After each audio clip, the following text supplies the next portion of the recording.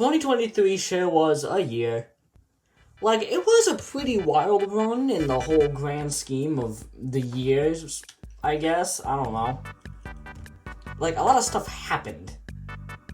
And not all of it was good. But I'm not here to talk about what really went down this year, because I don't do that. I talk about toys. All the way to the end of the year, I am going to talk about toys on the internet. Welcome to the top 5 best figures of 2023. Now, I know some people like to include their back collecting figures, aka figures that came out before this year, but it's always kind of bugged me. I've always preferred it when people would just put in figures that were actually released this year so that we get, a good sort of tone for what happened, for, the overall quality of the year. Not all of it's Transformers, either, which, that's wild. And when I mean not all, I just mean one. So I guess we're gonna start off with... This guy rules. I know the video that I made on this guy was kind of complainy-y, a lot more than I actually would have liked, because what happened was I filmed it on Halloween, and I was really tired, and I wasn't in a good mood, so the video just kind of came out like I didn't like the figure, when in all reality I actually liked it a lot. The Stag Beetle mode still bugs the crap out of me. Get it, bugs. I just wish it was less boxy. I wish it was more kind of like the Combiner Wars Legends one, with the more buggy legs. I've always preferred that with my Insecticons, and not the G1 chart box. But that's really my only complaint with this figure, and even then there's probably some upgrade kits out there that'll allow me to make the legs more bug-like in bug mode. But outside of that, the robot mode is super accurate, it's super posable. There's a lot of paint on this guy. I mean, not really on the legs, but I do love the little painted details, which are supposed to emulate the stickers on the original toy. It's just awesome. You see, I don't have that many complaints with this guy, in general. Yeah. And I didn't say this in the video, but you can kind of make him squint a little bit if you move the thing down. Yeah, I don't know how this happened. I don't know why, but this figure, it has a sort of vibe, it has an energy that very few figures have. It's just Hound, but desert theme, and he has a goatee. There is no reason I should like this much, but for some reason I do. It's just an absolute beast of a thing. The posability is on point, the Jeep mode is so good, it's so fun, and there's pretty much no kibble in either of the modes. I don't know where his shoulder cannon went, it's probably in a bin somewhere. I really like this guy, and I don't really have a good reason for why I like this guy. I have Siege Hound, and I love Siege Hound, but I don't, and I always thought Siege Hound was, okay, it's fine, but this is just good, and I don't know why I like it so much. This is, the only figure on this list that I just like for no reason. No backpack either, very nice.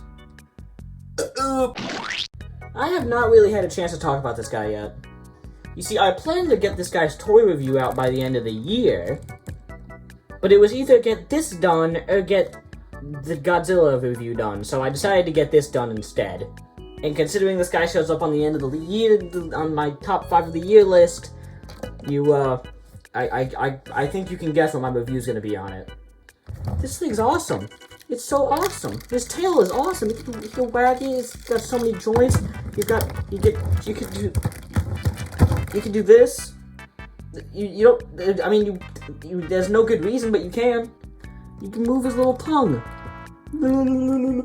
I think the main reason why I like this figure so much is it's the first figure that really made me realize that I didn't have to drop on the same amount of money as one of my babies to get a Godzilla toy. Yeah, this isn't SH Monster Arts. This is Hiya Toys. This was $50. That's mind-boggling. A figure that is smaller, has less accessories, and has the same amount of paint is $100, but I got this figure, which is bigger, has the same amount of paint, the same amount of articulation, and it's more accurate, less stylized, for $50. The paint is immaculate, the sculpt is really nice, these kind of hurt. Ah! I just kind of cut my finger there, ow.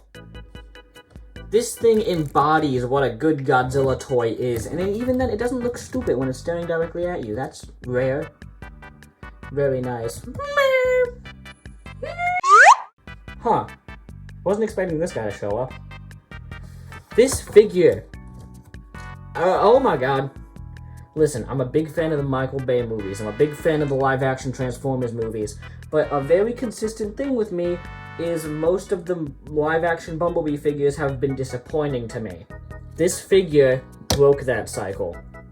This figure broke a lot of cycles, actually. This was one of the first figures of Bumblebee that I've ever gotten that I liked. This figure made me like Bumblebee. And the thing is, I don't like Bumblebee. He's kind of just there, and I don't understand why people like him so much. He's just there. He's yellow, and he's car, and he looks like a puppy, kind of.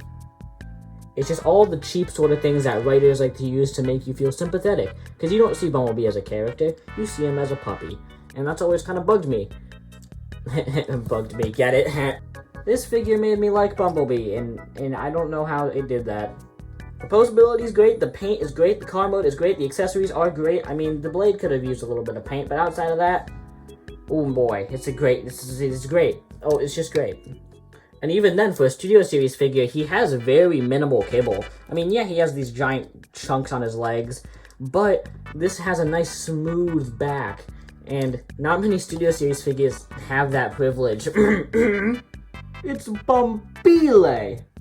Now, before we move on, I'd like to go over 2 figures that I got this year that sucked, and 2 figures that weren't released this year, but I did get them this year, and I did want to show them off.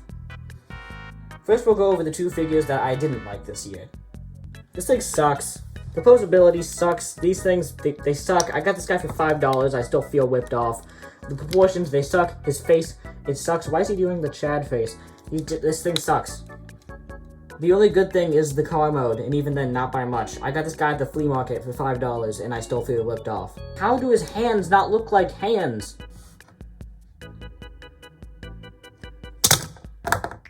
Freaking broke it. Now on to 2 figures that I did get this year, but weren't released this year. This Starscream is absolutely amazing, and I don't know why I waited an entire year to get him. The posability is amazing, he's super accurate, the jet mode is really nice. He is a little loose in some areas, but outside of that, there's nothing I really have any problems with. He's really nice, I like him a lot, and I still have to sit for like another 4 months. Oh, Jesus. Oh man, British marriage law is weird. This guy. Just look at him, he's awesome.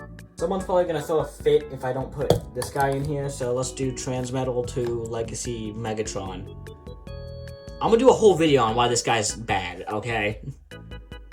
Whee! It's time for the moment you've been waiting for.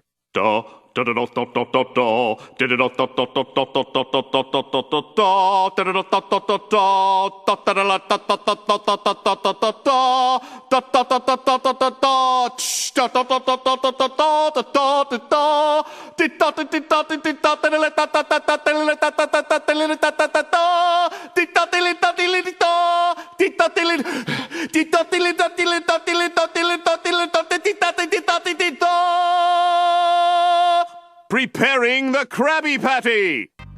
Yeah. Was this much of a surprise? If I was able to find a Legacy Tarn, he would probably be on this list, but you know, the universe hates me. But I was able to track this guy down, and he rules. His sword is super nice. I don't think I've ever had just a straight-up katana in a Transformers figure, and I don't know why. He has more of a backpack because of how Legacy Tarn came with the double fusion cannon. So he actually is proportionally a little bit better than Tarn because he has more of a backpack. He's highly posable. You can get him into every single pose you want him to. The head sculpt rules. The colors, they're awesome. This figure is awesome. There's no flaws with this man. This is the only figure that I've gotten in like years that I just have nothing to complain about. I mean, you could complain that he has hot rod shoulders, but you know, you could just not and be an absolute Sigma. You can be an absolute Chad and just ignore those and, you know, not complain about them for 5 minutes. This figure rules. Go buy it. Right now. So yeah, that's about it, I guess. It was a pretty good year for a collector, for Transformers fans, just for people in general. And I hope you all have an awesome new year, and don't get hit by a car tomorrow. Yeah, eat a lot of pizza, drink whatever your favorite beverage is, watch the Super Bowl. That's not happening today. And go get wasted. Bye.